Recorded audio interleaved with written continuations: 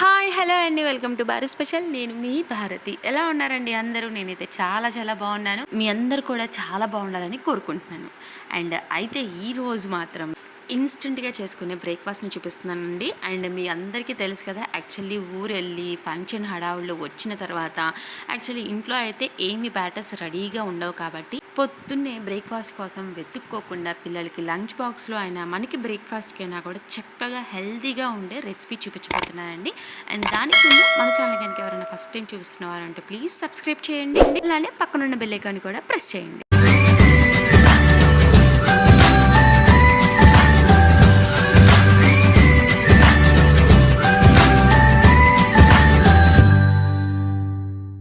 First అయితే నేను ఇక్కడ ఒక బౌల్ తీసుకున్నానండి. ఒక బౌల్ తీసుకొని అందులోకి 1 కప్పు మినపగుళ్ళని యాడ్ చేసుకుంటున్నానండి. అండ్ 1 కప్పు మినపగుళ్ళకి ఇక్కడ నేను కొర్రలు యాడ్ చేసుకుంటున్నానండి. రైస్ ఏమీ యూస్ చేయలేదు.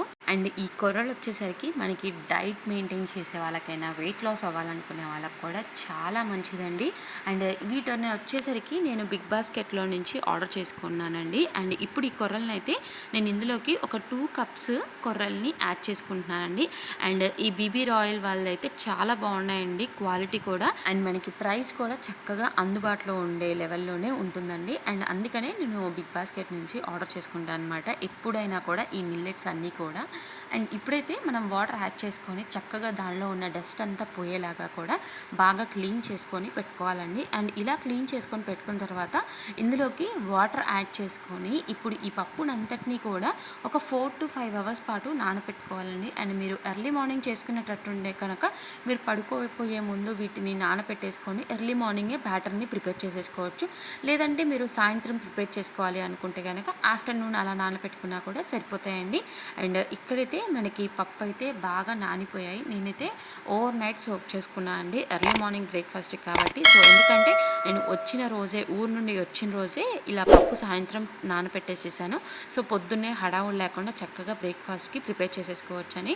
సో ఇలాగా ప్రిపేర్ చేసుకున్న తర్వాత ఈ పప్పుని నేను ఇలాగ జార్లోకి యాడ్ చేసేసుకుంటున్నానండి. సో ఇలా పప్పుని జార్లోకి యాడ్ చేసుకున్న తర్వాత ఇప్పుడు ఇందులోకి అవి జస్ట్ డిప్ అయ్యే వరకు నేను వాటర్ని యాడ్ చేసేసుకుంటున్నాను అండి. అండ్ ఫస్ట్ అయితే నేను ఈ క్వాంటిటీ వాటర్ని యాడ్ చేసేసుకుంటున్నాను.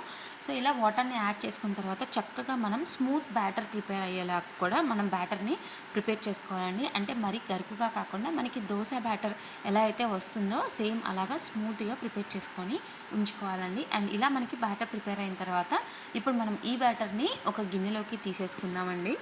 అండ్ మొత్తం పప్పు కూడా ఇలా బ్యాటర్ లాగా ప్రిపేర్ చేసుకోవాలండి. అండ్ మీకు ఫర్మెంట్ చేసుకోవాలి అనుకుంటే కనుక నైటే రుబ్బి పెట్టేసేసుకొని ఫర్మెంట్ కూడా చేసేసుకోవచ్చండి. అండ్ నేనైతే ఫర్మెంట్ చేసుకోకుండా ఇలా ఇన్స్టెంట్గానే వేసేసుకుంటున్నాను. అండ్ ఇప్పుడు మనకి ఇందులో కొంచెం సాల్ట్ యాడ్ చేసేసుకొని ఒకసారి బాగా కలుపుకొని పెట్టుకుందామండి. అండ్ నేనైతే బ్యాటర్ కన్సిస్టెన్సీని ఇలా ప్రిపేర్ చేసుకున్నాను. సో ఇప్పుడు పొయ్యి మీద ఒక ప్యాన్ పెట్టి హీట్ చేసుకున్న తర్వాత చక్కగా బ్యాటర్ని స్ప్రెడ్ చేసేసుకుందామండి. చూసారా, ఫర్మెంట్ లేకపోయినా కూడా చక్కగా ఇన్స్టెంట్గా అయినా కూడా ఎంత బాగా వస్తుందో. సో ఇలా మనం బ్యాటర్ని స్ప్రెడ్ చేసుకున్న తర్వాత చక్కగా దీని మీద కొంచెం ఆయిల్ని అప్లై చేసేసుకుందామండి.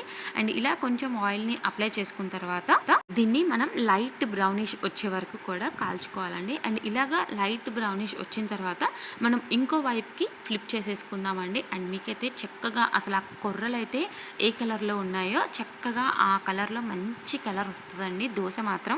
అండ్ తినడానికైతే పైన క్రిస్పీగా లోపల మెత్తగా మనకి హోటల్లో ఎలా అయితే ఉంటాయో దోశలు ఆ రేంజ్లో ఉంటాయండి. అండ్ ఇంకా ఊరు నుండి రాగానే సో వెజిటేబుల్స్ కూడా ఏమీ లేకపోయేసరికి చక్కగా ఎండుమిర్చితో చట్నీ ప్రిపేర్ చేసేసుకొని తినేసేసానండి. సో ఇంకేముంది, 1కి 4 లాగిచ్చేసాను. సో మీకు ఈ రెసిపీ నచ్చినట్లయితే కనుక ఖచ్చితంగా లైక్ చేసి మీరు మీ ఇంట్లో ట్రై చేసి కామెంట్ సెక్షన్లో కామెంట్ చేయండి. Thank you for watching. Signing off మీ భారతి.